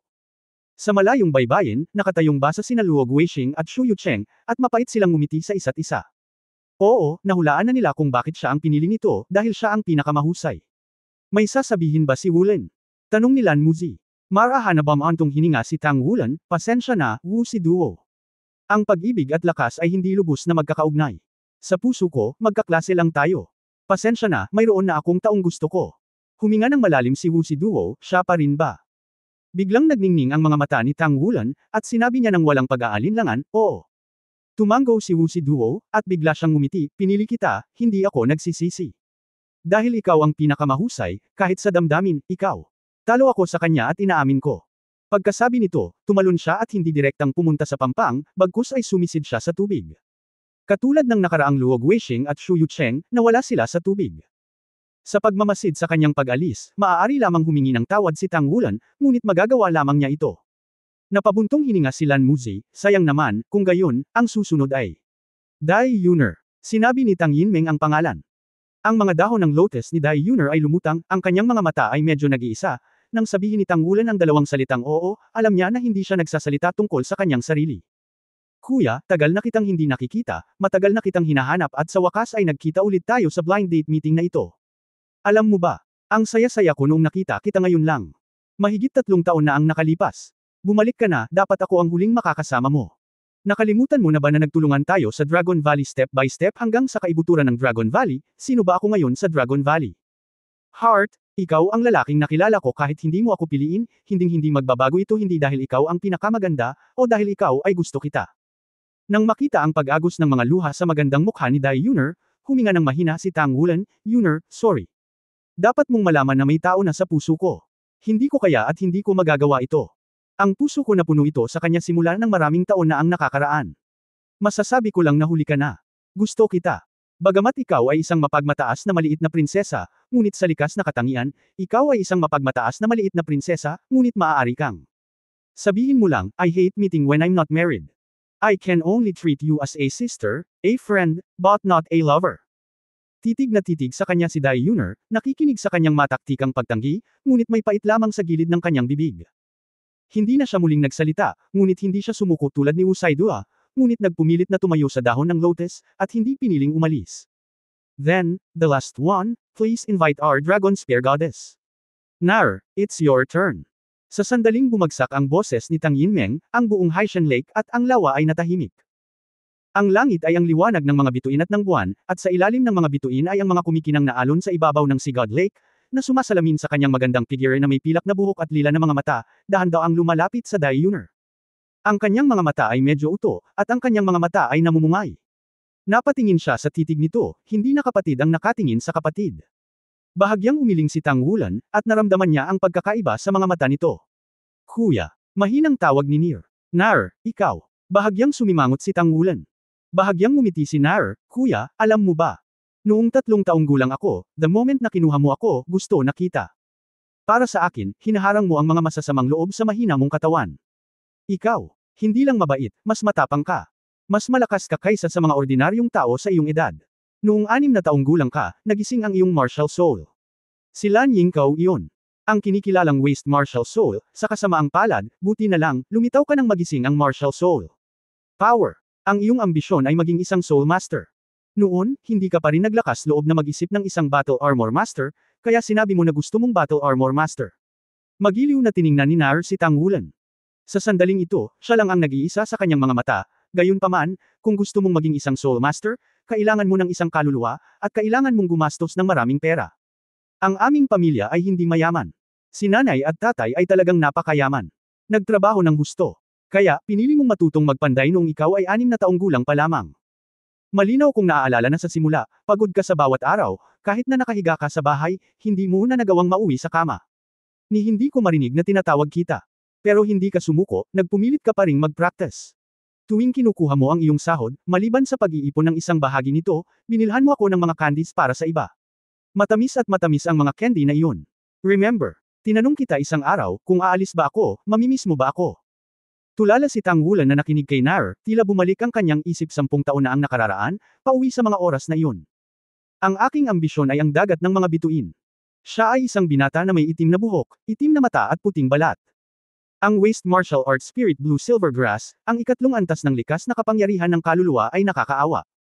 Sa napakalaking lungsod, ordinaryo lang siya, ngunit kahit kasing liit ng buto ng damo na gumagala, lagi niyang tinutupad ang orihinal niyang hangarin. Habang ang iba ay naliligo pa sa indoktrinasyon ng kanyang mga magulang, wala siyang tahanan. Nawala din sa mga mata ang mainit at matengkad na pilak, at bahagyang malamig sa palad niya. Kung isang araw aalis ako, mamimiss mo ba ako? Siyempre iniisip ko ito, lalo na. Ang basang simoy ng gabi ay dumampi sa kanyang mga pisngi, at isang mainit na pakiramdam ang nagmula sa kaliwang atrium. Ngumiti siya, hindi mapait, nostalgic lang sa nakaraan. Sa kanyang puso, ang babaeng may pilak na buhok ay hindi pa nakakalayo, nabubuhay pa rin siya sa isang sulok ng alaala, matamis na tumatawag sa kanyang kapatid sa paglubog ng araw. Ako si Tang Wulan, at ang aking ambisyon ay ang mga bituin at ang dagat. Kapag ang mga ordinaryong buto ng damo ay tumubo sa isang malago na damuhan, maaari ko bang ibalik ang iyong kamay sa dagat ng mga bituin? Kuya, I like you, I love you. I would like to spend all my time in the future with you and by your side. Let me love you. Seryoso ako. Seryoso at seryoso ang ekspresyon ni Nair maging si Qingtian Daolu Yunming, na may suot na gusali, ay medyo nabigla sa oras na ito. Ang orihinal na tuyo at desperado na puso ni Tang Wulan ay hindi napigilan ang mga ripples. Kung isa sa mga babae sa kanyang puso ang pinakamahalaga, kung gayon ang kanyang ina, sinirat ang kanyang lahat ay sumasakop sa isang hindi matitinag na posisyon. Ngunit hindi niya inaasahan na sa pinakahihintay na sandali na ito, sa blind date meeting ng si God Fate na ito, sasabihin niya ang ganito sa kanyang sarili. Nier, ikaw ang kapatid ko. Hindi ako, Nier mo lang ako, wala tayong kadugo, Nier mo lang ako, ayoko nang maging kapatid mo, magiging Nier mo na lang ako. Matigas na sabi niya. Bahagyang nanginig ang katawan ni Tang Wulan. Tapos na ang oras, Nair, para sa kapakanan ng pagiging patas, hindi kita mapapatuloy. Medyo kakaiba ang boses ni Tang Yinmeng, hindi niya magawang hindi magulat, kung ikukumpara sa karamihan ng mga taong bamuka ang kanyang bibig sa mga oras na ito, tinitingnan ito ng hindi kapanipaniwala. Para sa mga tao sa eksena, siya ay isang napakahusay na pagganap. Ibinaba ni Nair ang kanyang ulo, luha sa kanyang mga mata, sa wakas ay sinabi niya kung ano siya sa kanyang puso, ngunit may isang pangungusap na hindi niya sinabi, kapatid, kung hindi mo ako pipiliin, kung gayon. Kung mapapatigasin ni Tang Wulan ang kanyang puso na tanggapin ang pag-amin ni Wu Saidua at Dai Yuner, kung gayon ang mga salita ni Nair ay nagulat sa kanyang isip. Minsan na siyang nanumpa na hindi na niya hahayaang umiyak muli si Nair, ngunit hindi niya inaasahan na ang nagpaiyak kay Nair sa harapan niya ay ang sarili niya. Nair, bakit ang tanga mo? Gayunpaman, hindi ko alam kung bakit, may kung anong hindi maipaliwanag na pakiramdam sa kaibuturan ng kanyang puso. Gaya nga ng sabi ni Nier, hindi naman sila magkapatid, si Nier ang nakababatang kapatid na babae na sinundo niya, at ang nakababatang kapatid na babae na inaalagaan niya. Biglang inangat ni Nair ang kanyang ulo at tumingin kay Tang Wulan na may nakakapasong mga mata, kung hindi ako umalis noon, wala nang iba sa puso mo. Nanginginig ang buong katawan ni Tang Wulan. Tama siya. Kung hindi siya umalis noon, nasa tabi niya sana siya. Pagkasabi nito, tumingin si Nair sa kanyang likuran, tinitingnan ang figurang may sombrero sa hindi kalayuan. Lahat ng mata ni Lan Muzi at Tang Yinmeng ay nakatuon kay Tang Wulan. Hindi napigil ang mapabulalas ni Lan Muzi, hindi ko talaga akalain na sa unang pagkakataon na makita kita, Wulan student, ito ay magiging isang malaking eksena. Napakaraming outstanding students na nagkakagusto sa iyo, pati na ang sa amin. Little Goddess. Kaya, ngayon, oras na para pumili ka. Bilang isang taong dumaan, gusto kong ipaalala sa iyo na kapag ikaw ay desidido, kung hindi, ikaw ay dapat magdesisyon, kung hindi. of hurting more in the future people, it's better to let them see your heart lubusan. Kung wala ang mga salita ni Nair, hindi magdadalawang isip si Tang Wulan, ngunit talagang nagdadalawang isip siya ngayon. Ang ayaw niyang masaktan ay si Nair. Ano ang gagawin? Ano ang gagawin? Medyo matamlay si Tang Wulan, nakatayo sa ibabaw ng Haishan Lake, nakaramdam siya ng kaunting pag-aalinlangan sa unang pagkakataon. Kung alam niya lang na ganito ang sitwasyon nang bumalik siya para dumalo sa blind date meeting, mas gugustuhin niyang hindi na dumalo. Tignan mo sila, matigas talaga siya. Skull Brother Wulan, mangyaring pumili. Hinimok ni Lan Muzi sa mahinang boses. Huminga ng malalim si Tang Wulan, at ang kapangyarihan ng kanyang buong katawan ay tila pinakilos sa sandaling ito. Tanong niya sa sarili, napakalinaw ng sagot. Ayaw niyang masaktan si Nair, pero ayaw niyang magsinungaling dito. Higit pa rito, ang lahat ng ito ay napakakomplikado, at ayaw niyang isuko ang pagkakataong ito, kahit na ang pagkakataon ay mukhang napakaliit. I'm sorry, Nair. Pinili ko ang babaeng no. 17. Binibigkas ni Tang Wulan ang simpleng 10 salita na ito, halos maubos ang lahat ng kanyang lakas. Bulalas ng audience. Ang lahat ng mga alagad sa panlabas na patio ay ganap na nagulat sa oras na ito. Sa pagharap sa humihikbi na panliligaw ng Dragon Spear Goddess, wala siyang pagpipilian. Sa halip, hindi niya siya pinili, kahit sa simula hanggang sa wakas.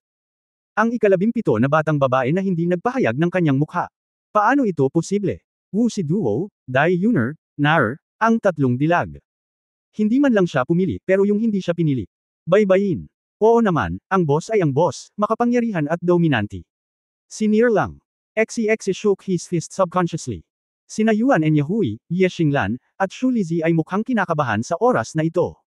Alam nilang lahat na ang pinakamahalagang sandali ay dumating na para kay Tang Wulan. Isang mahinang liwanag ang kumikislap sa hangin, at ang dahon ng lotus ng batang babae no.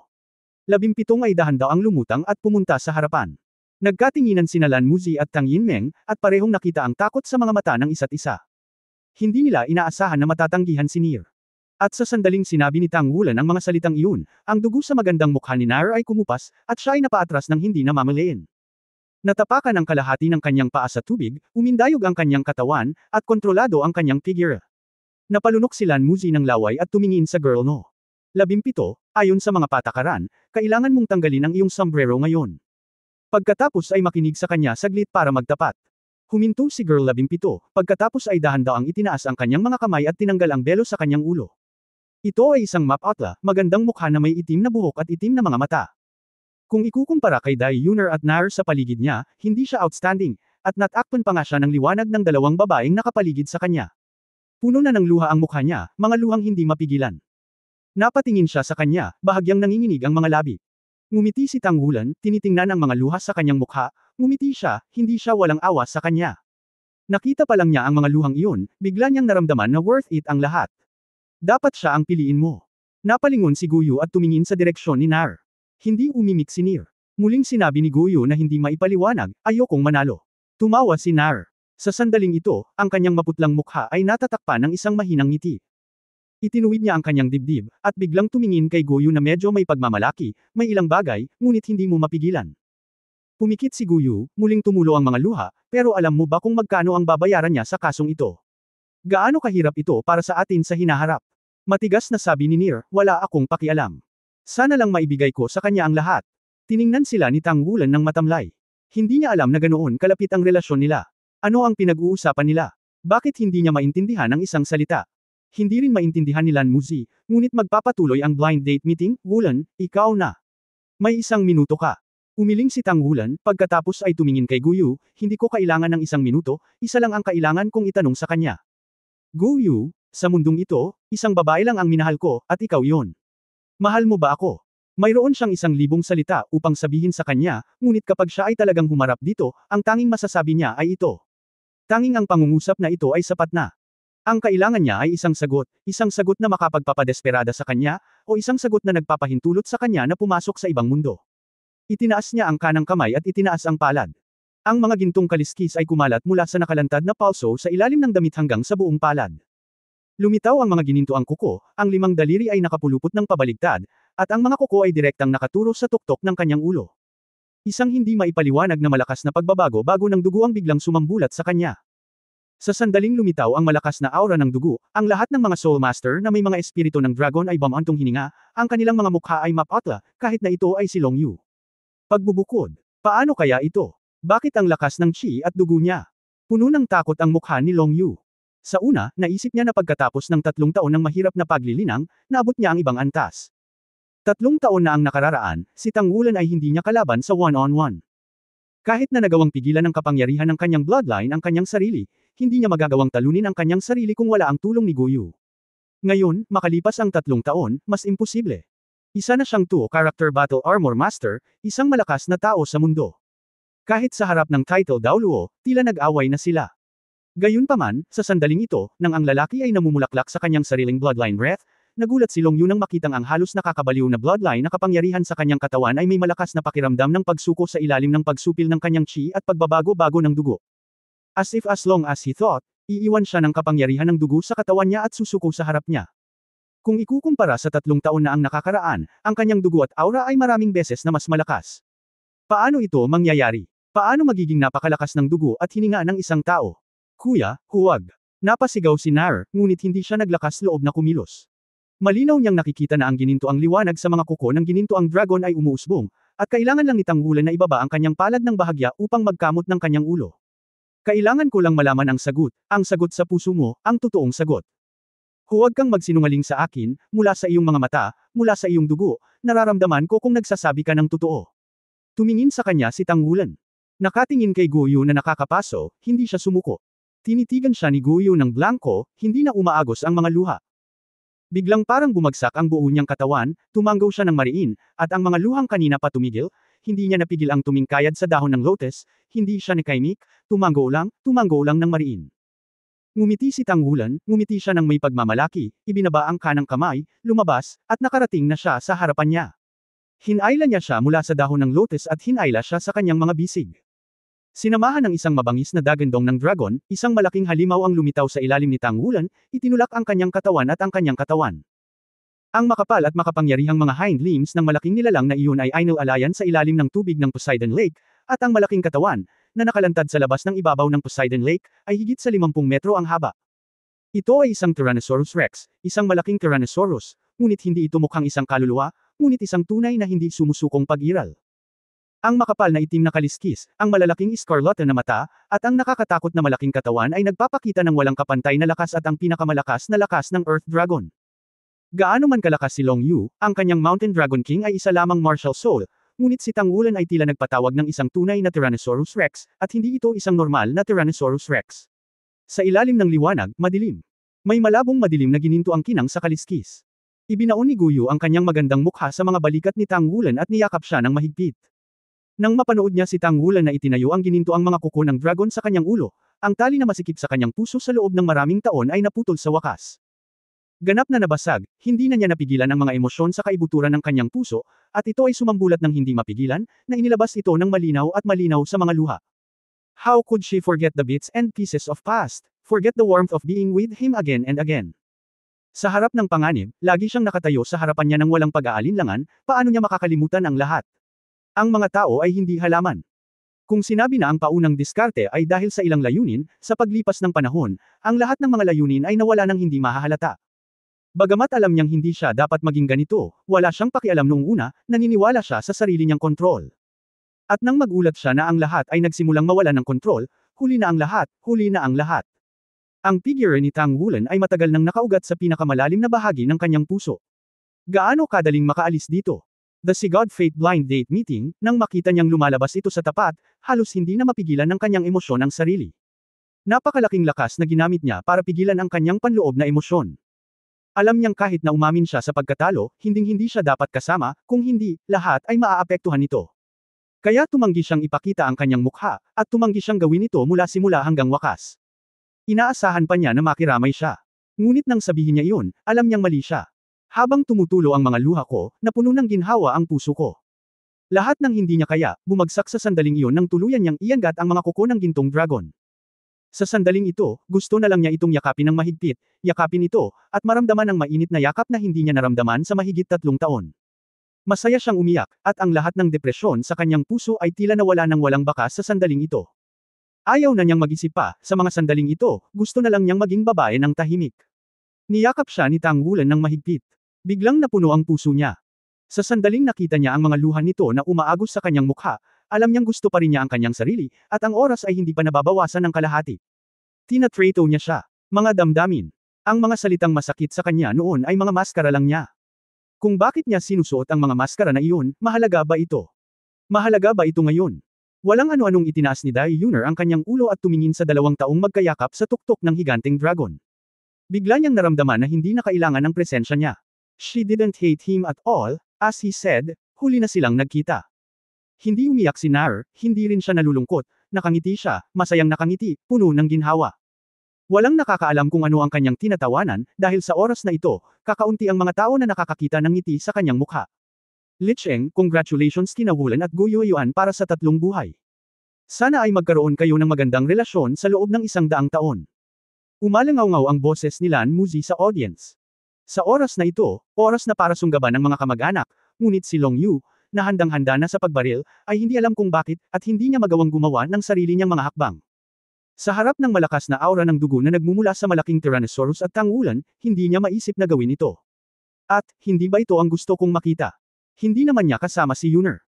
Subconsciously, sinulyapan niya si Shumir sa tabi niya, at tumingin sa malakas at marahas na babae, ngunit nagulat siya nang makitang tahimik na tumulo ang luha mula sa mga mata ni Shumir, at tumingin siya sa 2 tao sa ibabaw ng Tyrannosaurus Rex.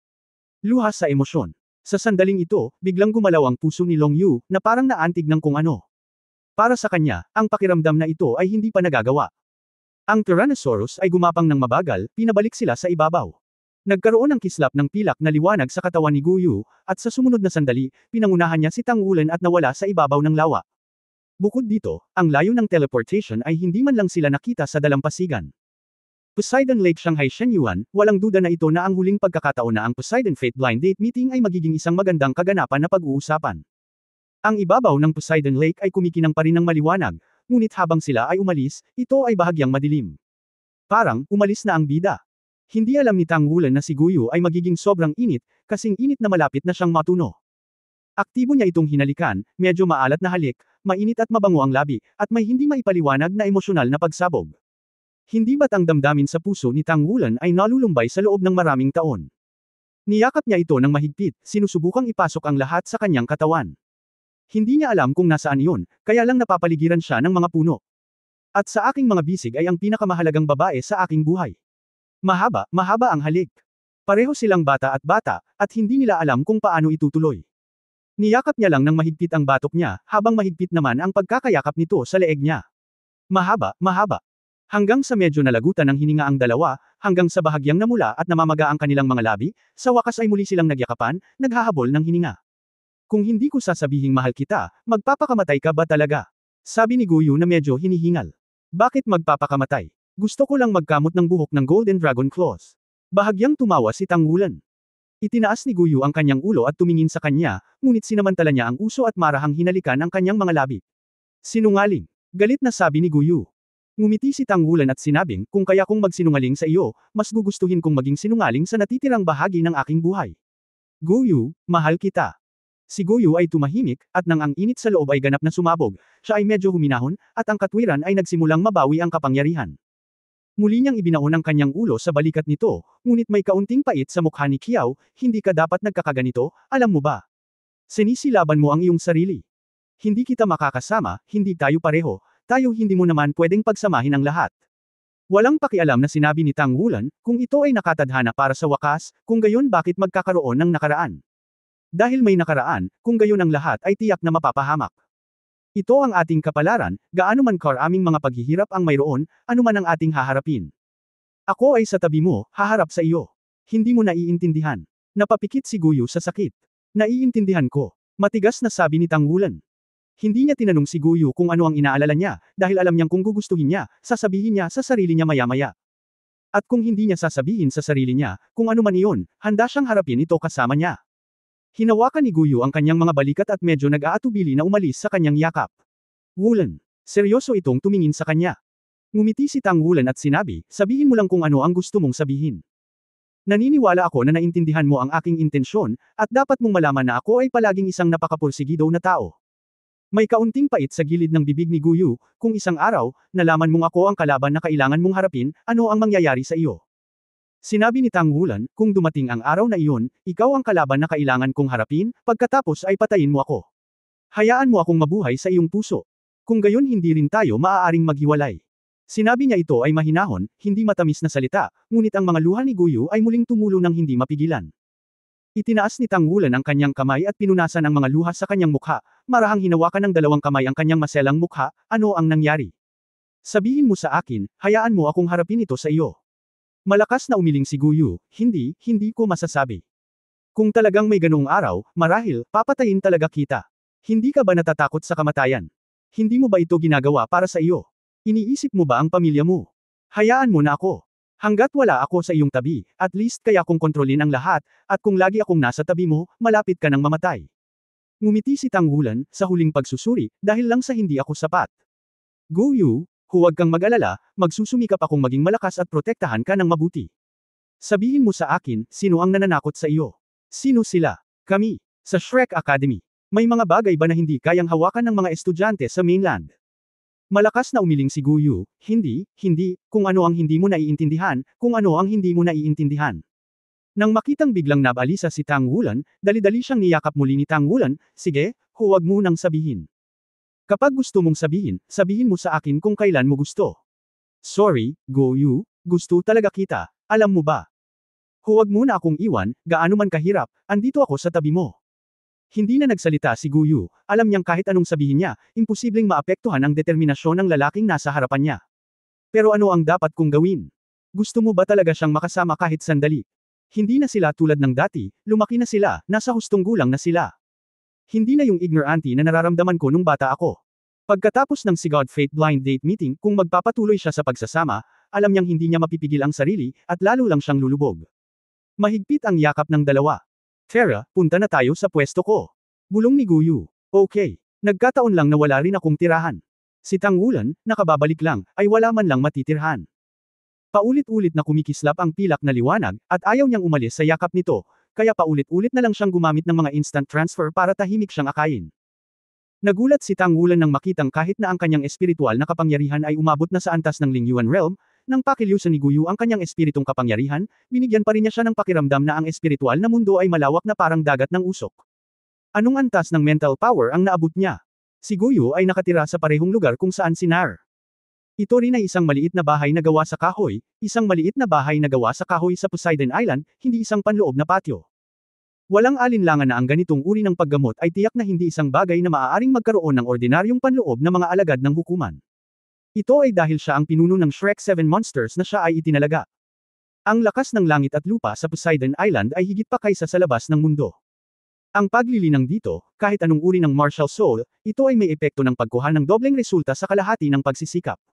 Niyakap siya nito at nahiga sa kahoy na kama na natatakpan ng mga kumot, na nakapatong sa kanyang mga bisig. Niyakap siya nito. Sa mga sandaling ito, wala siyang iniisip na kalapastanganan sa kanyang puso, kundi puro damdamin lamang ang dumadaloy sa kanyang puso. Hanggat may akap ko siya ng ganito, parang hindi na mahalaga ang lahat. Hindi ko alam kung kailan, naging pantay na ang paghinga niya, lalo na't maluwag at pantay. Unti-unting bumukas ang nakakunot niyang mga kilay, natutulog sa kanyang mga bisig na parang sanggol. Tumawa siya, at pagod ang pumasok sa isip niya. Mula sa kanyang pagbabalik hanggang sa kasalukuyan, hindi na siya nagpapahinga. Sa sandaling ito, ang lahat ng katahimikan at ang mga tao sa kanyang mga bisig ay lubos na nasiyahan sa kanya. Ipinikit niya ang kanyang mga mata, unti-unti siyang nakatulog. Pumasok sa mundong pag-aari niya at niya. Ang Poseidon Lake sa maagang umaga ay may mahiwagang kagandahan, na puno ng ambon at asul na alon. Matagal na siyang nakatayo sa tabi ng lawa, basang-basa ng hamog ang mga balikat niya, pero hindi niya sinasadyang sirain iyon. Ang pilak na buhok ay umindayog sa simoy ng umaga, nakatitig sa umaambon sa malayo, parang duwende. Ang malalaking lilang mata ay sumasalamin sa tubig ng lawa, at laging may malabong ngiti sa gilid ng kanyang bibig. Ang isa naman ay tahimik na lumapit at naglakad sa tabi niya at tumayo. Siya ay nagniningning sa lumilipad na itim na buhok, na may bahagyang pamumula sa mukha ni Kiao. Pero nang makita siya ng isa, nawala ang ngiti sa labi niya. Magkatabi silang nakatitig sa malinaw na lawan na nasa harapan din nila. Nanalo ka. Mahina at madaling sabi ni Nier. Mukhang gusto mo akong manalo. Kumunat ang noo ni Guyu. Nier chuckled, yeah. I actually hope you win, and I guessed you could win. Kasi alam ko na rin ang karakter niya. Do you believe it? I only exist as an episode, I thinking of his courtship, just to be able to find a suitable reason to live. Malulungkot siya kapag umalis ka. Sabi ni Guyu. Umiling si Nier na nanunuya, talo ako, hindi ba ako pwedeng umalis? Pero, sa simula pa lang, alam kong matatalo ako, at dapat matalo ako, kung hindi, mamamatay talaga siya, sabi ko. Di ba? Natahimik si Guyu. Napabuntong hininga si Nair, noong tumaya tayo, determinado akong tumaya sa iyo, kasi, alam ko, gusto mo lang humanap ng pagkukunwari para patayin siya, pero ayaw mo ng pagkukulang sa isip mo.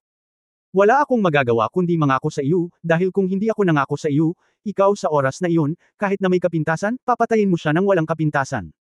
Nagsisisi ka na ba ngayon? Tanong ni Nier. Natarante si Guyu, pagsisisihan mo. Hindi ko alam. Hindi niya talaga alam kung pinagsisisihan niya ito. Sinabi ni Nar, kung hindi mo nais na mangyari ito, hindi ka dapat gumawa ng isang paraan upang maisama sa mundo ng mga tao. Napatunayan ng mga katotohanan na tama ang iyong diskarte.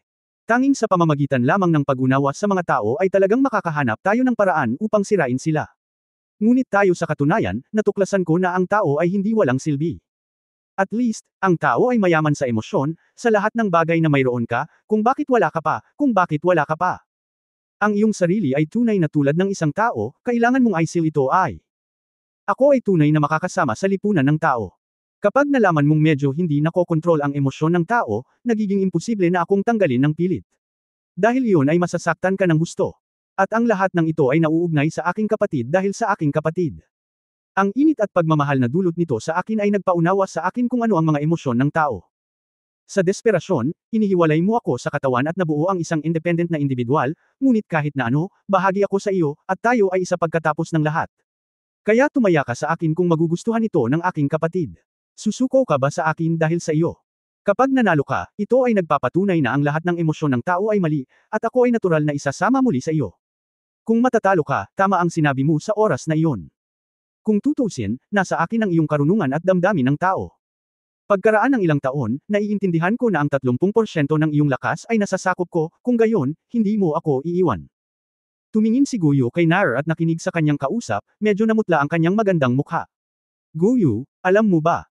The reason why I am willing to bet with you is because you don't understand human feelings at all. In your opinion, my relationship with my brother is the kind you think. Actually you were wrong.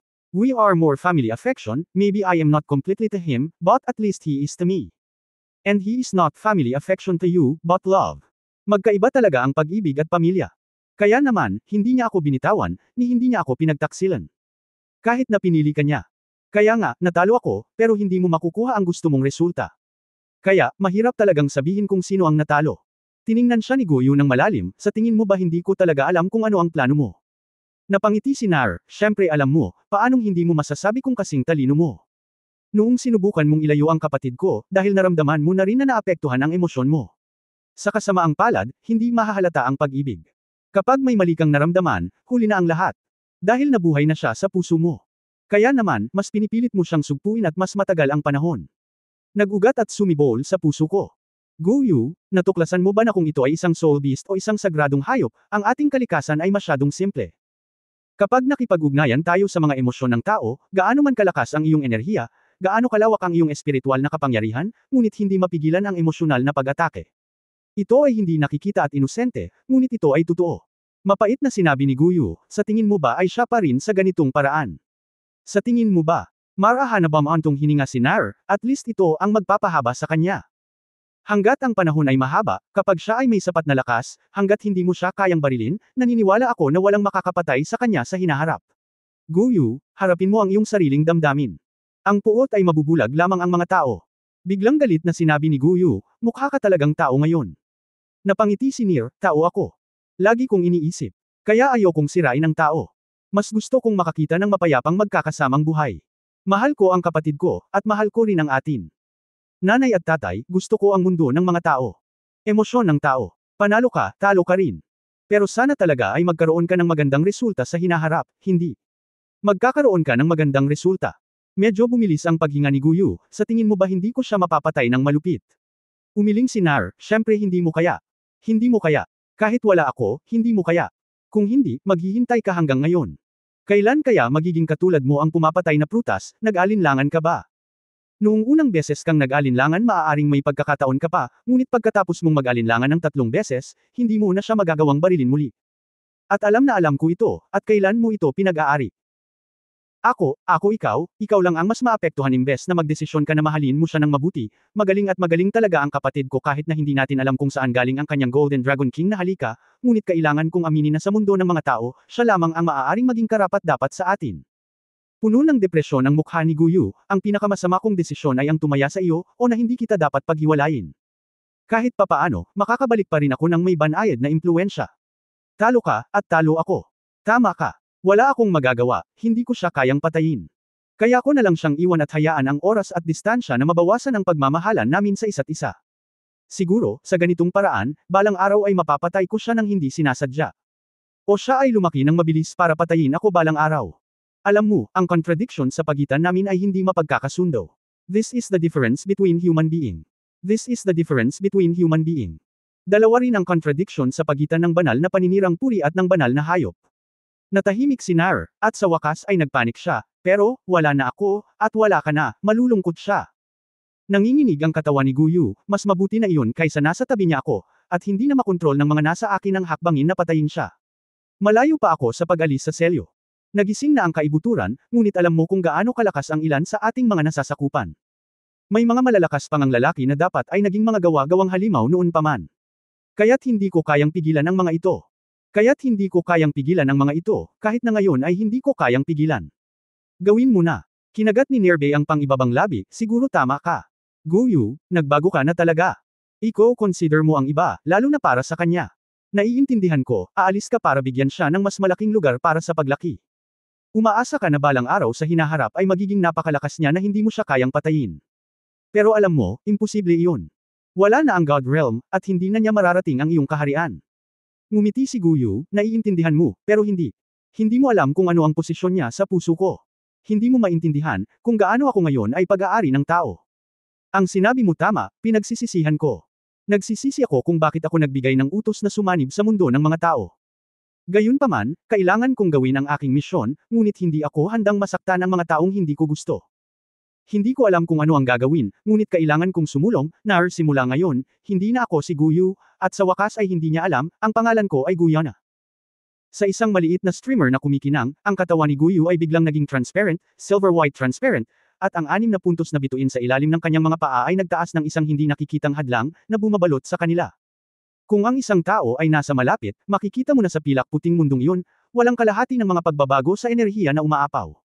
Naging transparent din ang katawan ni Nair, silver-white transparent, hakbang-hakbang siyang naglakad patungo kay Guyu, ngunit tumutulo na ang mga luha sa kanyang mukha. Hindi ko kayang tiisin ang lahat ng ito, hindi ko kayang tiisin ang mga tao sa paligid ko, ang guro, at ang aking kapatid. For more videos, please like, share and subscribe.